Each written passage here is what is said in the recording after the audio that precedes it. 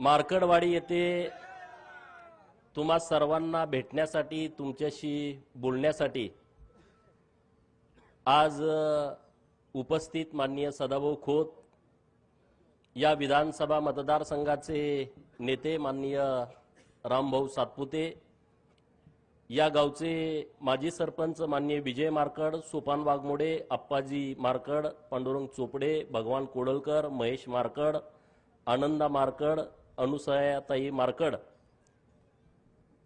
या मंचावरती उपस्थित सर्व मान्यवर, अखंड महाराष्ट्राचं आणि अखंड देशाचं लक्ष मार्कडवाडीकडे लागून राहिलेलं आहे। आणि म्हणून जेव्हा मार्कडवाडीतून आम्हाला फोन आले की मार्कडवाडीतून एकच बाजू महाराष्ट्राच्या समोर जातीये की मार्कडवाडीतल्या लोकांना बॅलेटवरती मतदान हवं आहे आणि म्हणून तुम्ही आणि सदाभाऊनी या गावात आलं पाहिजे। तुम्हाला पाहिजे का बॅलेटवरती मतदान? मार्कडवाडीवाल्यांना जोरात सांगा, कळू द्या, राज्याला कळू द्या। मीडियावाल्यांना माझी विनंती आहे, हे सगळे मार्कडवाडीतले लोक कोण कोण आहेत हात वर करा। हे बघा अख्खं गावच आहे। तर तुम्हाला बॅलेटवर की म्हणजे या महाराष्ट्रातला धनगर समाज लोकशाहीच्या माध्यमातून जी निवडणूक प्रक्रिया पार पडते त्याच्या इथं धनगर समाज राहतो। आणि मग माझी जबाबदारी वाढली की अरे धनगरांनाच पुढे काय केलं की म्हणजे या महाराष्ट्रातला धनगर समाज लोकशाहीच्या माध्यमातून जी निवडणूक प्रक्रिया पार पडते त्याच्या विरोधात आहे असं वातावरण करण्याचं महापाप शरद पवारांनी केलं, म्हणून आम्ही मार्कडवाडीमध्ये आज आलोय। अरे 100 शकुनी मेल्याच्या नंतर एक पवार जन्माला आलाय। 100 शकुनी मेल्याच्या नंतर एक शरद पवार जन्माला आलाय। याचं डोकं बघा की धनगर समाज हा कायदा मानत नाही, धनगर समाज हा लोकशाही मानत नाही। अरे 100 गावात या विधानसभा मतदारसंघामध्ये माझ्याच मार्कडवाडीला का पुढे केला आणि म्हणून मी आणि सदाभाऊ इथं तुमच्या गावामध्ये आलोय। अरे या हिंदुस्थानातला धनगर समाज हा लोकशाहीला मानतो। या भारताच्या नवनिर्मितीमध्ये धनगरांचा सिंहाचा वाटा आहे। जी संसद भवन आज दिल्लीमध्ये डोमानं उभी आहे, जे राष्ट्रपती भवन दिल्लीमध्ये उभा आहे आणि त्या सगळ्या जमिनी आहेत त्या होळकरांच्या रायसोनी गावामध्ये उभ्या आहेत। अरे ही लोकशाही मजबूत करण्यासाठी या होळकरांचा सिंहाचा वाटा आहे आणि म्हणून पवारांचा डाव लाथानं उधळून टाकण्यासाठी आज आम्ही तुमच्या समोर आलो आहे। बरोबर आहे की चुकीचं आहे? का रे बाबा, पहिल्यांदा आम्ही राजीनामा देणार, दे की तुझ्या लेकीचा, ते लेकीचा राजीनामा। 4-5 महिन्यापूर्वी लोकसभेच्या निवडणुका झाल्या, 1 लाख 1.5 लाखांना निवडून आली आहे। दे तुझ्या त्या कर्जत जामखेडच्या नातबाचा 1100 मतांनी निवडून आलाय। दे त्या जयंत पाटलाचा, परवा आला होता ना जयंत पाटील इथं, तोंडावरती साथी आसरा घेऊन आला होता ना, दिसायला देखना राजबिंडा, तितकाच कपटी, तितकाच नीच, तितकाच जातीवादी। दे ना त्याचा राजीनामा, या तिघांचा राजीनामा द्या आणि हे ईव्हीएमचं आंदोलन सुरू करा। आणि राहुल गांधींनी त्यांनी स्वतःचा आणि त्याच्या बहिणीचा देऊ दे ना राजीनामा आणि मग ह्या आंदोलनामध्ये येऊ दे ना। बरोबर आहे की चुकीचं आहे? बरोबर आहे काय चुकीचं आहे? अरे एका आमच्या आनंदराव देवकाते साहेबांनी राजीनामा दिला, अजूनपर्यंत त्या घराला आमदारकी मिळाली नाही। मिळाली? तिघांचा राजीनामा द्या आणि हे ईव्हीएमचं आंदोलन सुरू करा। आणि राहुल गांधींनी त्यांनी स्वतःचा आणि त्याच्या बहिणीचा देऊ दे ना राजीनामा आणि मग ह्या आंदोलनामध्ये येऊ दे ना। बरोबर आहे की चुकीचं आहे? बरोबर आहे काय चुकीचं आहे? अरे एका आमच्या आनंदराव देवकाते साहेबांनी राजीनामा दिला, अजूनपर्यंत त्या घराला आमदारकी मिळाली नाही। मिळाली का सांगा? मिळाली? तुम्ही बळीचे बकरी आम्हाला करता। अरे तुम्ही व्हा ना, तुम्हाला बिरोबाला कापतो ना आम्ही माजलेल्यांना, बरोबर ना? आपण बिरोबाला कुणाला कापतो? बोकाड, ते कुठलं बोकाड कापतो? 10-12 बोकड आपल्याकडे असतात, कुणाला कापतो? बकरी आपल्याकडे 100 असतात, पण त्यातल्या एकालाच का कापतो? कारण ते माजलेलं असतं। आणि म्हणून या महाराष्ट्रातल्या प्रस्थापितांना आपल्याला बिरोबाला आणि खंडोबाला कापावं लागेल। कापायचं की नाही कापायचं? आज महाराष्ट्रामध्ये आणि देशामध्ये निवडणुका झाल्या, ईव्हीएमच्या नावानं तुम्ही आता गळा काढताय. सदाभाऊनी त्यांच्या भाषेत तुम्हाला सांगितलं, अरे बाबानो ही ईव्हीएम आलंय कधी? तुम्ही त्याच्यानंतर 2 वेळा केंद्रामध्ये सत्ता भोगली. 2009ला हे शरदचंद्रजी पवार या माढा लोकसभा मतदारसंघातून ईव्हीएम वरती निवडून गेले की नाही गेले सांगा? 5 वर्ष तुमचे प्रतिनिधी होते.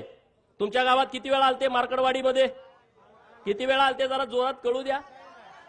म्हणजे संधी साधायचा असला का हा माणूस कुठे येतो बघा. तुमचा प्रतिनिधी होता तेव्हा हा माणूस तुमच्या गावात आला नाही, एकदा पण आला नाही. अरे तुमच्याच गावात काय, या माढा लोकसभा मतदारसंघामध्ये शेकडो गावात हे कधी गेले नाहीत आले. यांना तुमचं काही देणं घेणं नाही आहे.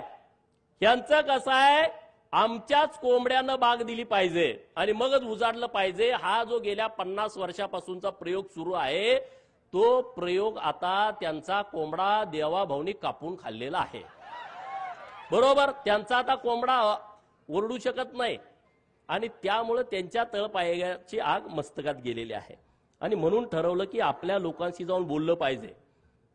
समोर जे आंदोलन करतायत त्याही भावांना माझी विनंती आहे, अरे तुम्ही चुकीचा पायंडा पाडायला लागलाय. कुणासाठी तुम्ही आंदोलन करताय? कसलं आंदोलन करताय? अरे जर समाजाचं आंदोलन असतं, आम्ही सरकारचा विचार केला नसता, आम्ही तुमच्या बाजूने ठामपणे उभं राहिला असतो. आज जे मार्कडवाडीतून जे आंदोलन उभा करताय ना, हे सरंजाईशाही, हे मोहिते असतील, हे पवार असतील, ह्यांना वाटतंय की आम्हीच या लोकांना गुलाब बनवून आम्हीच इथले राजे आहोत लोकशाहीतले सुद्धा. अरे डॉक्टर बाबासाहेब आंबेडकर साहेबांनी जेव्हा संविधान आणलं ना, तेव्हा राजे आणि पोतराजे एका लेवलला आणून तुम्ही बाजूला झाल्यानंतर तुम्हाला वाईट वाटतंय. तुमच्या पोटामध्ये कळा उठतेत. तुमच्या पोटात किती जरी कळा उठल्या तर देवाभाऊ नावाचा डॉक्टर आलाय, चुन्याची गोळी देऊन तुम्हाला बरं करताय. तुम्ही आता टेन्शन घेऊ नका. ईव्हीएम वरती घोटाळा होतोय. अरे माझं 2019ला मी बारामतीमध्ये उभा होतो, माझं डिपॉझिट जप्त झालं, मी भारतीय जनता पार्टीचा उमेदवार होतो. ईव्हीएम मध्ये जर घोटाळा असता तर माझं डिपॉझिट गेलं असतं का? तुम्ही साधा विचार करा. गेलं असतं का सांगा? जरा तरी जवळ आणून चिटकवलं असतं का नसतं? हा, जरा तरी जवळ. अरे 2024च्या लोकसभेमध्ये तुमचे 31 खासदार निवडून आले, तेव्हा ह्यांची स्टेटमेंट काय होती पवारांची? महाराष्ट्र आणि महायुतीचा सुपडा साफ केला. बघा पेपर काढून, बघा युट्यूबवरती बातम्या काढून. महाराष्ट्राची जनता माफ करणार नाही, त्यांनी तुम्हाला हद्दपार केलं. 4 महिन्यापूर्वी यांची स्टेटमेंट. आणि आता तुम्हाला हद्दपार केलं तर ईव्हीएमच्या मागे पवार दडायला लागले. अरे ईव्हीएम बारकी मशीन आहे, त्याच्या मागे पवारासारखा माणूस दडू शकतो का? पण दडायला लागले. सदाभाऊनी तुम्हाला सांगितलं बॅलेटवरच्या ह्यांना निवडणुका काय पाहिजेत. डॉक्टर बाबासाहेब आंबेडकर साहेब 1952ला लोकसभेला उभा होते, त्यांचा 14,000 मतांनी पराभव झाला आणि 74,000 मतं त्यांनी बाद केली होती. 74,000 मतं बाद. हे टगे लोक काय करायचे माहितीये का? तुमचं बॅलेटवर आहे, दुसरी टिक मारली, बाद झालं. चिठ्ठी गिळून खाल्ली, विषय संपला. चिठ्ठी पळवून दिली, विषय संपला. आता यांना यात हस्तक्षेप करता येत नाही. आज हे मीडियामध्ये काय सांगतायत की अमेरिकेमध्ये सुद्धा ईव्हीएम वापरलं जात नाही. किती खोटं सांगायचं बघा. आज देशामधल्या अनेक राष्ट्रांमध्ये ईव्हीएम वरती निवडणुका होत आहेत. त्यामध्ये अमेरिकेमधले काही राज्य आहेत, त्यामध्ये ऑस्ट्रेलिया आहे, त्यामध्ये बेल्जियम आहे, Bulgaria, Switzerland, Canada, Mexico, Argentina, Brazil, Chile, Peru, Venezuela, Namibia, Nepal, Bhutan, Armenia, शेजारचा आपल्या बांगलादेश. आणि याच्यापेक्षा काय, जो राहुल गांधी तुमच्या गावामध्ये येणार आहे त्याच्या आजोळात इटलीमध्ये सुद्धा ईव्हीएम वरती निवडणुका होत आहेत. राहुल बाबाला माझा सवाल आहे, पहिला आजोळला जा, मामाच्या गावाला जा. जुक जुक जुक जुक आगेन गाडी, धुराच्या रेस्या हवेत काढी, पळती झाडे पाहूया आणि मामाच्या गावाला जाऊया. आमच्या लहानपणी आम्ही म्हणत होतो तू विमानातनं जा आणि इटलीमध्ये काय ईव्हीएम मधून मतदान होतंय याचा अभ्यास कर ना. किती या देशामध्ये खोटं पसरवायचं. आपल्याकडे एक म्हण आहे, खरं घरातून बाहेर पडेपर्यंत, चप्पल घालूपर्यंत खोटं गावभर हिंडून येतं. खरं घरातून बाहेर पडेपर्यंत चप्पल घालेपर्यंत खोटं गावभर हिंडून येतं. महाराष्ट्रामध्ये आणि देशामध्ये तसं झालंय. नरेंद्र मोदी साहेबांचं खरं चप्पल घालूच तर राहुल बाबाचं खोटं अक्कर देशभर पसरतंय. इकडं शरद पवार देवाभाऊचं खरं चप्पल घालूच तर बाहेर पडूच तर शरद पवारचं खोटं अक्कर महाराष्ट्रभर पसरतोय. असं झालं तसं झालं अमुक झालं तमुक झालं. अरे पारावरती गप्पा मारताना पवार साहेब लय खतरनाक माणूस आहे, पवार साहेब माणूस हुशार आहे. अरे आतापर्यंत शरद पवार हा विश्वासघातकी माणूस आहे हे सगळ्या लोकांना माहित होतं. कुणाकुणाला माहित नव्हतं हात वर करा. सगळ्याला माहित. कुणाकुणाला माहित होतं त्याने हात वर करा की शरद पवारांचं संपूर्ण राजकारण हे विश्वासघातावरती अवलंबून आहे.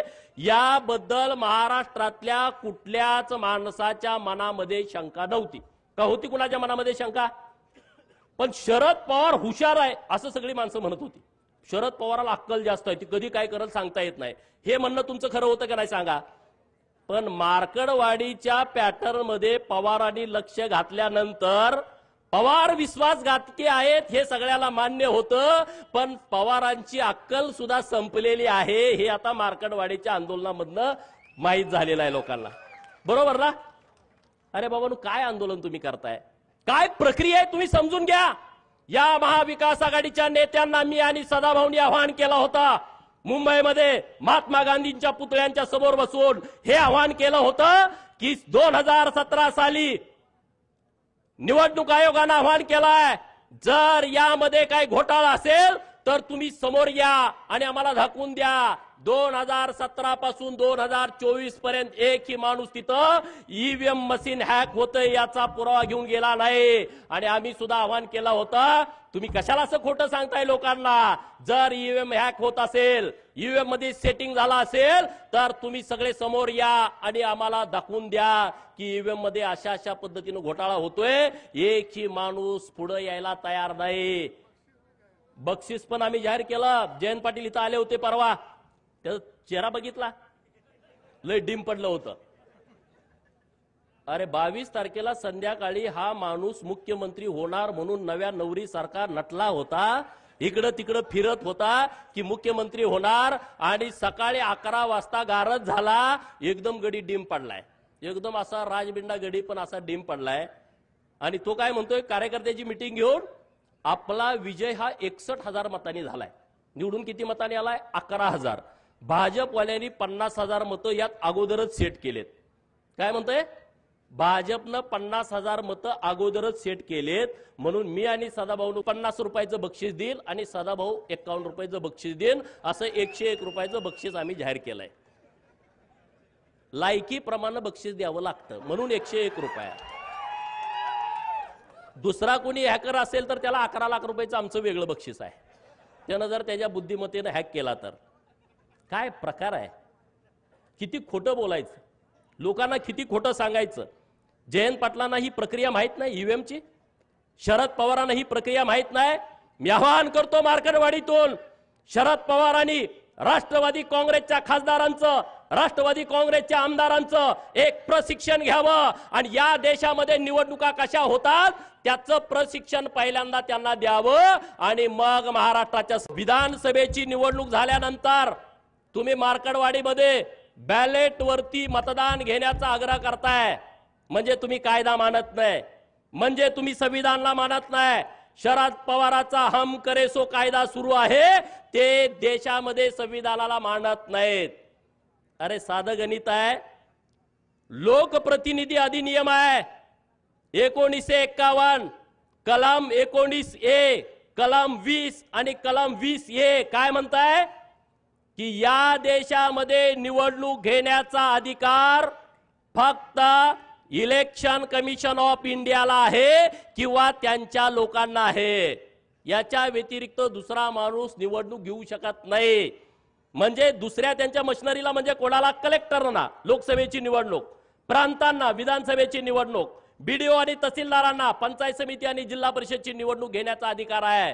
दुसऱ्या कुठल्याही माणसाला ही निवडणूक घेता येत नाही. एवढं साधं जर शरद पवारांना कळत नसेल तर एवढा इतके वर्ष महाराष्ट्र यांच्या ताब्यात होता, मग ह्यांनी राख रांगोळी महाराष्ट्राची केली का नाही केली सांगा तुम्ही. एवढं जर यांना कळत नसेल हे समजून सांगा गावातल्या लोकांना. निवडणुकीच्या अगोदर FLC केली जाते, फर्स्ट लेवल चेकिंग। FLC म्हणजे काय आहे?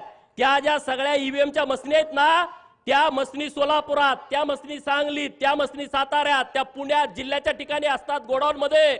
तिथं प्रत्येक पक्षाचा प्रतिनिधीला बोलवलं जातं। भाजपा, राष्ट्रवादी, शिवसेना, उद्धव सेना, शरद पवारची राष्ट्रवादी, काँग्रेस, छोटे पक्ष, बसपा असेल, माकप असेल, सेकापा असेल, रासप असेल, रिपाई असेल, रयत संघटना असेल, या सगळ्या पक्षाच्या प्रतिनिधीला बोलावलं जातं आणि तिथं फर्स्ट लेवल चेकिंग केलं जातं। म्हणजे काय केलं जातं?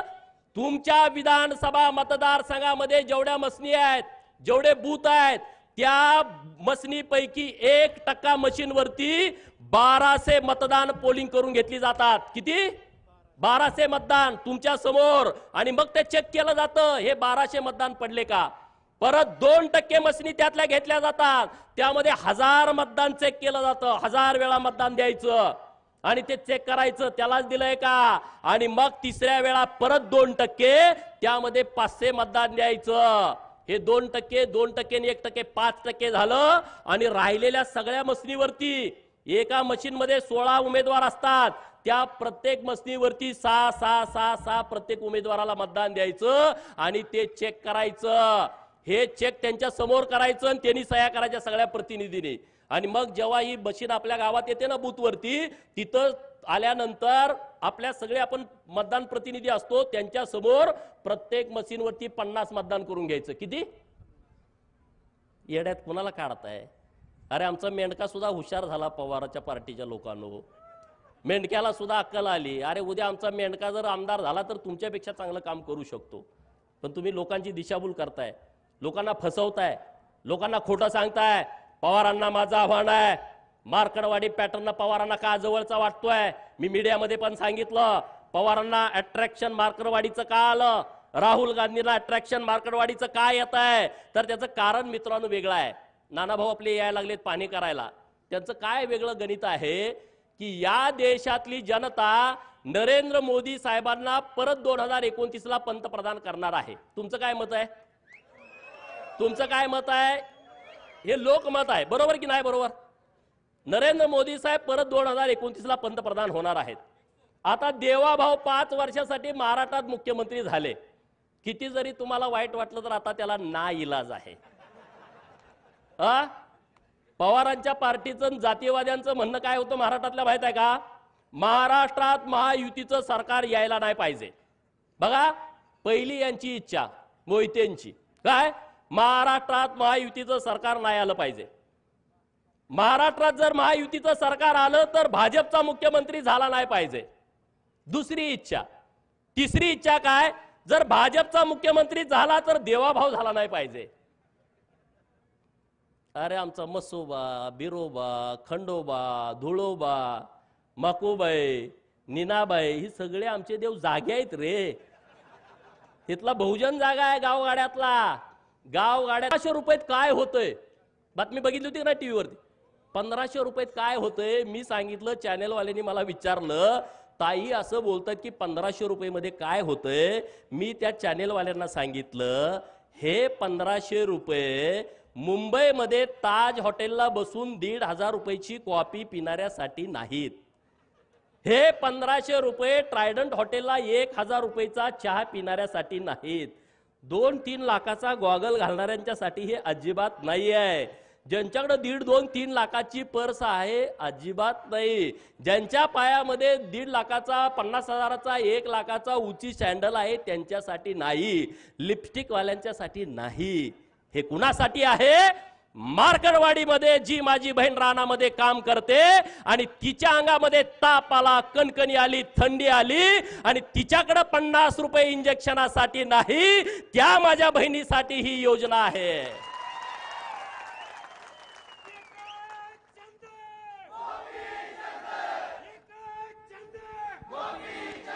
दुपारची शाळा सुटल्यानंतर पोरग पळत पळत पळत येतंय, आई आई आई मला 10 रुपये पाहिजेत आईस्क्रीम घ्यायला।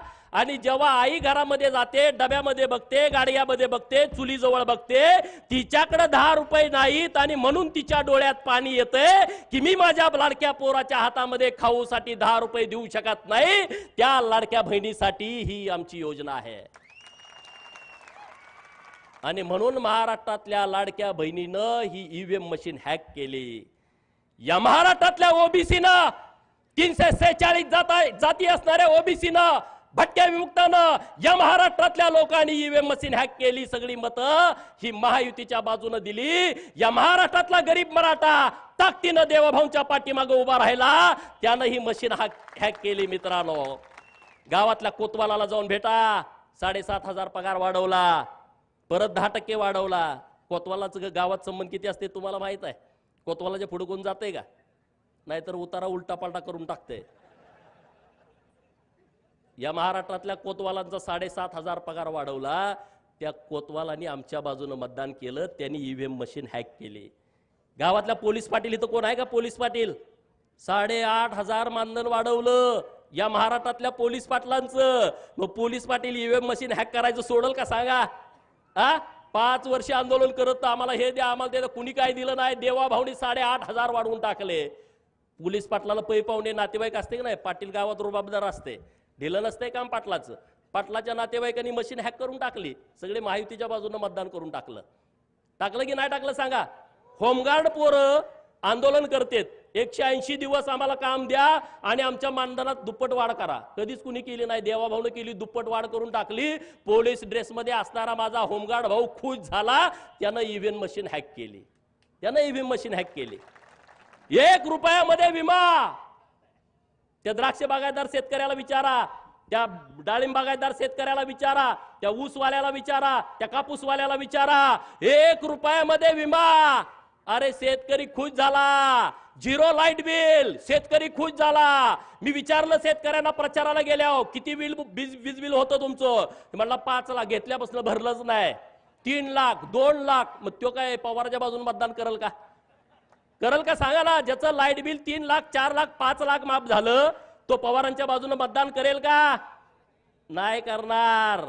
त्यानं ईव्हीएम मशीन हॅक केली. ही बोंबलत सुटले ईव्हीएम मशीनच्या नावानं. ह्या लोकांनी मशीन हॅक केली. मित्रांनो, या राज्यामध्ये पहिल्यांदा मेंढपाळाला चराई भत्ता द्यायचा निर्णय सरकारनं घेतलाय. जातोय ना मेंढराकडं, फॉरेस्टवाला म्हणतोय तुला येऊ देत नाही. म्हणलं राहू दे, येऊ देत नाही तर पैसे दे रान घ्यायला. आणि सरकारनं निर्णय केला, एका मेंढपाळाला एका महिन्याला 6,000 रुपये, 4 महिन्याचे 24,000 रुपये. त्या मेंढक्यानं ईव्हीएम मशीन हॅक केली.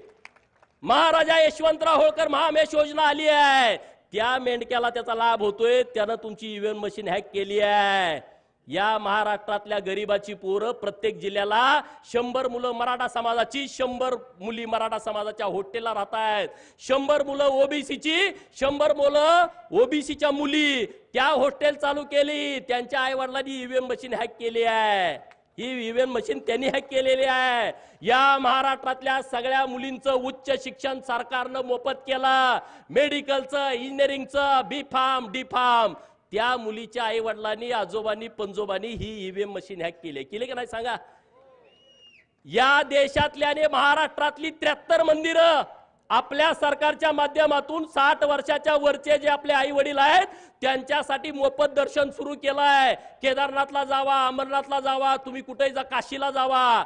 हे सगळं त्या भाविकांनी मशीन हॅक केली आहे. 50% सूट घेऊन ज्या भगिनीनं एसटीचा प्रवास केलाय, कुणी कुणी केलाय प्रवास 50% सूट मध्ये, हे काय माझ्या सगळ्या बहिणी आहेत. या बहिणींनी ती मशीन हॅक केलेली आहे. महाज्योतीच्या माध्यमातून या महाराष्ट्रातल्या ओबीसींची हजारो पोरं तहसीलदार झाली, प्रांत झाली, PSI झाली, DYSP झाली, कलेक्टर झाली. अरे पवाराला कधी कळलं होतं का? कुंभाराचं, सोनाराचं, सुताराचं, लोहाराचं पोरग वैमानिक झालं आणि त्याचा सगळा खर्च माझ्या सरकारनं महाज्योतीच्या माध्यमातून भरलाय. त्याच्या पै पाहुण्याने ही मशीन हॅक केली आहे. एक सांगू का, अनेक सांगू, किती गोष्टी तुम्हाला सांगू? या सगळ्या मशीनी हॅक झालेत का नाही? हे केंद्राच्या आणि राज्याच्या योजनेतून हॅक झालेल्या आहेत. आणि त्यामुळे तुम्ही नुसत्या बोंबा मारू नका. तुम्ही किती जरी बोंबा मारल्या तर त्याचा उपयोग होणार नाही. अरे मार्करवाडीचं आंदोलन झालं, आतापर्यंत शरद पवारांनी कारखाना हायजॅक केला हे मला माहित होतं. आतापर्यंत शरद पवारांनी रयत शिक्षण संस्था हायजॅक केली हे मला माहित होतं, सूतगिरण्या हायजॅक केल्या हे मला माहित होतं, यशवंत चव्हाण प्रतिष्ठान ते हायजॅक केलं माहित होतं, पण हा लबाड लांडगा मार्करवाडीचं आंदोलन पण हायजॅक करतोय याचं मला विशेष वाटलं. अरे तुमचं आंदोलन पण त्यानं पळवून नेलं, पवारांच्या नावावरती आंदोलन पडलाय. आणि म्हणून मार्करवाडीतल्या सगळ्या लोकांना माझं आव्हान आहे, उद्या तुम्ही बसा, हे राजकारण जाऊ द्या बाजूला, तालुक्याचा विषय नाही. अरे महाराष्ट्राला चुकीच्या पद्धतीनं दिशा देण्याचा प्रयत्न, भारताला चुकीच्या पद्धतीनं दिशा देण्याचा प्रयत्न या मार्करवाडीच्या आडून केला जातोय, तो इथल्या लोकांनी खपवून घेतला नाही पाहिजे. हे चुकीच्या लोकांना तुम्ही खतपाणी घालताय, ज्यांची माती झाली आहे, ज्यांचे स्मशान वाटा झालाय, त्या लोक हे चुकीच्या पद्धतीनं आंदोलन हाताळतायत.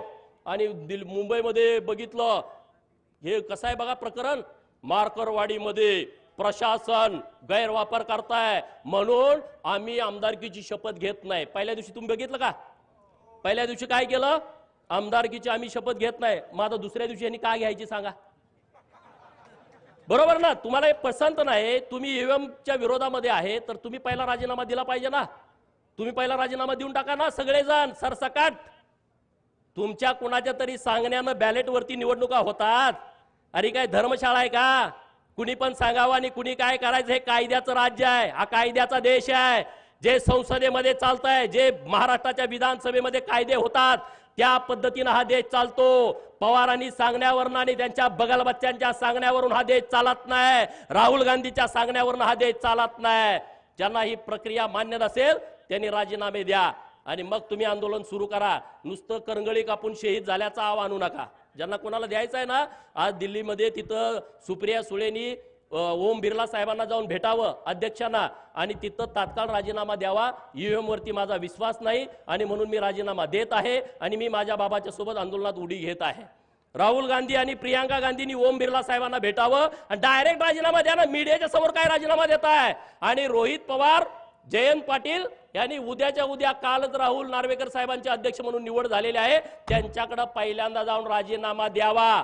जर उद्या यांनी राजीनामा दिला नाही तर परत ईव्हीएमच्या विरोधात थोबाड उचकायचं नाही. बरोबर ना?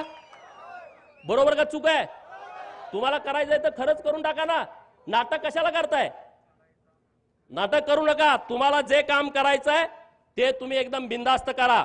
मला एका मित्राचा सकाळी मेसेज आला आणि त्यानं असं त्यामध्ये लिहिलं होतं, मला महाराष्ट्रात मविआचे सरकार येईल अशी पवारांना होती आशा. महाराष्ट्रामध्ये मविआचं सरकार येईल अशी पवारांना होती आशा, परंतु मार्करवाडीकरांनी त्यांच्या तोंडात घातल्या माश्या. महाराष्ट्रात मविआचं सरकार येईल अशी पवारांना होती आशा, परंतु मार्करवाडीकरांनी त्यांच्या तोंडात घातल्या माश्या.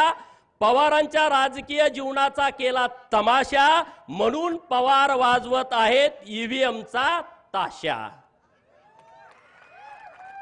बरोबर ना? अरे अहमदनगरचं नाव बदललं, पुण्यश्लोक अहिल्यानगर केलं, मार्करवाडीतल्या लोकांना काय आनंद झाला असेल का नसेल? झाला की नाही झाला? अरे मग त्यांनी मतं दिली असतील ना. मोहितेच्या विरोधामध्ये लढायचा डीएनए इथल्या लोकांचा आहे. सीताराम अण्णा वाघमोडेंच्या पासून एसबी अण्णांच्या पर्यंत आहे की नाही? आहे की नाही? मग ते काय लगेच बदलतेत वैर? एवढे काय गुलाम झालो का आम्ही? हा, आमच्यात पण काय रग आहे की नाही? हा, रामभाऊच्या डोक्यात तोच विषय आहे, दुसरा विषयच नाही. हा, रामभाऊ प्रचाराची सभा असल्यासारखं ठोकूनच काढतो मोहितेंना. हा, अरे रामभाऊ सारखा पोरगा, माझ्यासारखा पोरगा, हे भाजपमुळे आमदार झालो आम्ही. आम्हाला केलं असतं का सांगा? हा, आम्हाला आमदार केलं असतं? अरे आमची शिफारस करायला माणूस नाही. जी कोण जाईल ते उलटच सांगते, जी कोणी जाईल ते उलटच सांगते. मला सदाभाऊ सदाभाऊला मी, आम्ही दोघच आहे. सदाभाऊला म्हणतात गोपीचंदला कशाला नादा लागतोय, मला म्हणत नाहीत, त्याला माहित आहे. अरे बाबांनो, रामभाऊने एक विषय मांडला की रणजित मोहितेंनी राजीनामा द्यायला पाहिजे. खरंच त्यांना जर लाज वाटत असेल ना,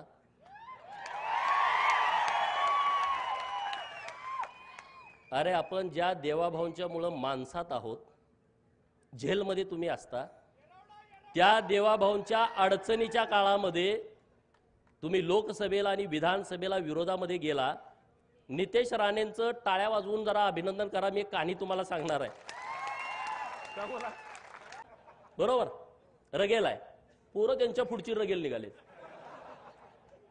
परवा देवाभाऊंचा गटनेतेपदी जेव्हा निवड झाली विधिमंडळाच्या, तेव्हा सदाभाऊ त्यांच्या बाजूला मी, माझ्या बाजूला नितेश राणे, नितेश राणेच्या बाजूला रणजित मोहिते बसले होते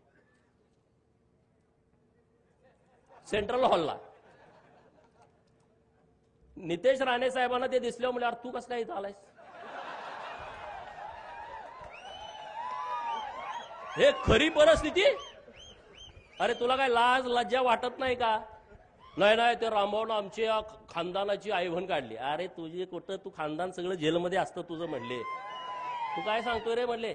देवाभाऊंच्या विरोधात गेला, चाल पाहिला निघ। 4 दिवसापूर्वी गेलं ते उठूनच गेलं। आता ह्याच्यापेक्षा काय सांगायला लागतंय का? सेंट्रल हॉलमध्ये जर कॅमेरा असेल, मला माहित नाही कॅमेरा आहे का नाही तिथं, पण तिथं ते झाडलं, बाकीचे पण आमदार इकडे तिकडे कावऱ्या बावऱ्या बघायला लागले। वाघाच्या पोटी वाघ जन्माले तशी ती आहेत, ठोकून काढला। अरे म्हणले देवाभाऊ आमच्यासाठी महत्वाचा आहे, कुठलं काय काढून बसलाय, घराचं बोललं न्यायचं बोलला। ही सगळी स्वप्नात होती। हे जे प्रस्थापित आहेत ना, प्रस्थापित नावाची जी जात महाराष्ट्रात आहे का नाही, त्यांच्या छाताडावरती नाचायला पाहिजे तुम्ही आम्ही सगळ्यांनी।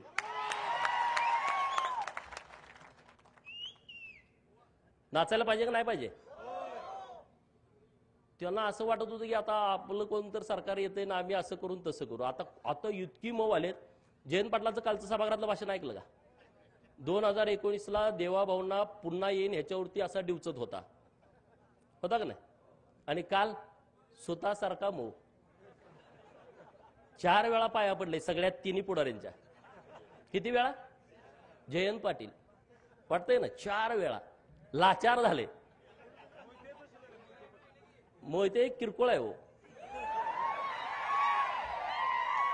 किरकोळ म्हणजे तुम्हाला माहित आहे किरकोळ झालंय ते, पूर्वीसारखी परिस्थिती नाही। त्यामुळे जास्त बोलण्यात काय पॉइंट आहे असं मला वाटत नाही। कारण ह्या लोकांची सवय काय, आमचं पोरगं जरी जन्माला आलं तर ते आमदार झालं पाहिजे।